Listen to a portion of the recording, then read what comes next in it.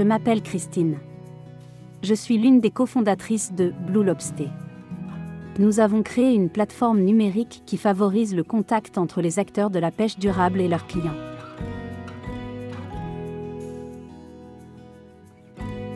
Je pense qu'il s'agissait d'une opportunité d'envisager sous un autre angle un domaine qui nous était inconnu.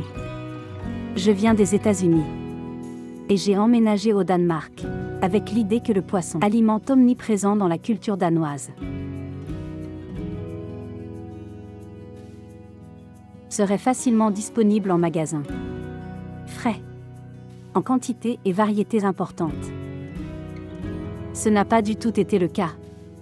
J'en ai parlé à Nima et nous nous sommes demandé s'il n'y aurait pas un meilleur moyen d'acheter du poisson. En optimisant la chaîne de distribution et en créant une connexion directe avec les pêcheurs.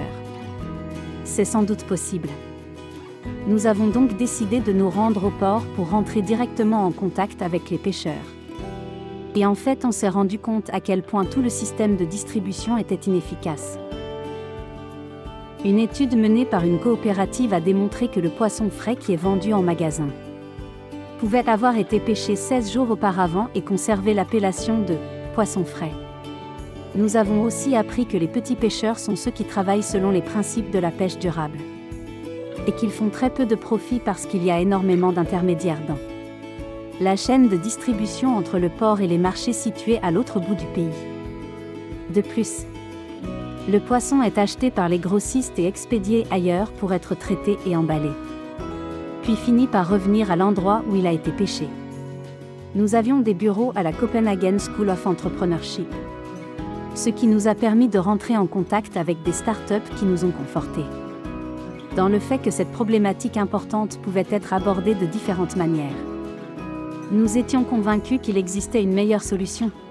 Et nous voulions également donner aux pêcheurs qui travaillent dans la pêche durable l'opportunité de reprendre le contrôle de leurs propres marchandises et d'être mieux rémunérés afin qu'ils soient en mesure de continuer à pêcher.